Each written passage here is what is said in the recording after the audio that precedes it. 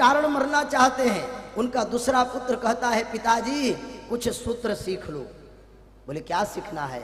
बोले कि सीखो देहेन स्थिमान सरुदिरे अभिमति त्यजत्वम जाया सुता दिशु सदा ममता विमुंच। एक एक शब्दों पर ध्यान देना। देह ये शरीर भी अपना नहीं है महाराज। देहेन स्थिमान सरुदिरे, सुबह जन्म लेता है, दोपहर में बढ़ता है, सायंकालीन में मुरझाता है और रात्रि में मर जाता है। पूरे जीवन की यही कथा है। इसीलिए हे पिताजी यह शरीर भी अपना सहयोगी नहीं है, शरीर की भी एक गति है। बोले फिर? बोले अभिमति त्यजत्वम, इस अभिमति को छोड़ दो। बोले फिर?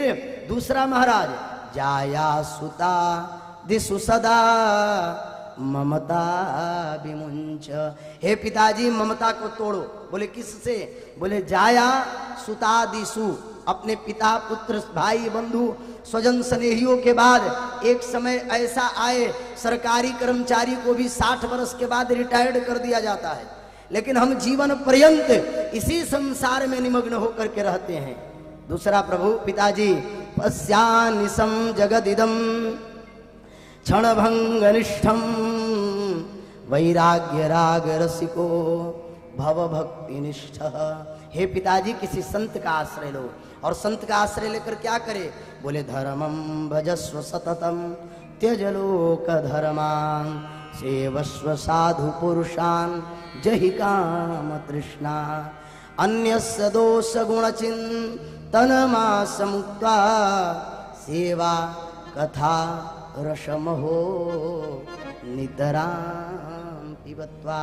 तीसरा श्लोक एवं सुतोक्ति सततोपि गृहं विहाय। घर को छोड़ दो, घर को त्याग दो, घर को पकड़ करके रहने लायक नहीं है। एवं सुतोक्ति वसतोपि गृहं विहाय, जो घर में आसक्ति है इसको छोड़ने का प्रयास करो। युक्तो हरेर अनुदिनम परिचर्य यासौ, और फिर भगवान की सेवा करो।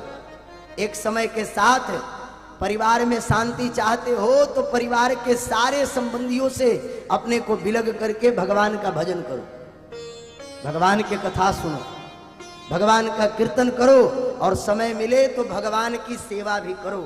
और फिर पिताजी श्री कृष्ण मापनियतम दशमस्य पाठात, और वन में जाकर के पिताजी या तो वनम स्थिरमतिर गत 60 वर्ष। हे पिताजी 60 वर्ष के बाद वन में जाकर के भगवान की कथा का पाठ करो, और नहीं तो अपने घर में रह करके कहते युक्तो हरेर अरुनिनम परिचर्य यासौ, या तो ठाकुर जी की सेवा करो, और हे पिताजी इससे भी नहीं बने तो श्री कृष्ण महापनियतम दशमस्य पाठात, दशम स्कंद का पाठ करते हुए अपने इस जीवन को परमात्मा के चरणों में विलीन कर लो। यही इस जीवन का लक्ष्य है। आत्मदेव जी को सुंदर 3 श्लोकों में महाराज गौकर्ण जी ने बड़े ही भाव से कथा को सुनाया है। बड़ा ही सुंदर भाव है। बस 3 श्लोक इसलिए उच्चारण कर दिए कि इसका विशद व्याख्यान कल के प्रथम सत्र में हम सब बड़े ही भाव से श्रवण कराएंगे। आज इन्हीं शब्दों के माध्यम से आत्मदेव और गौकर्ण प्रसंग के माध्यम से हमें यह शिक्षा लेना चाहिए कि जिन संबंधियों पर हमारा यह विश्वास बना रहता है कि अंतिम समय में हमारे पिता हमारा सहयोगी बनेंगे, हमारे पुत्र हमारे सहयोगी बनेंगे, नहीं नहीं महाराज, जब अंतिम विपत्ति आती है तो मनुष्य को अपने प्रारब्ध कर्मों को स्वयं भोगना पड़ता है। ये केवल संसार का अनुबंध है कि आपसे जब तक हमारे गुरु जी कहते हैं, श्री पुष्कर वाले स्वामी जी महाराज कहते कि बेटा ये सारे संबंध तभी तक तुम्हारे साथ है जब तक उनका तुमसे स्वार्थ सिद्धि होती रहती है। जिस दिन हमसे हमारा आपका स्वार्थ सिद्धि होना बंद हो जाएगा उसी दिन संबंध विच्छेद हो जाता है।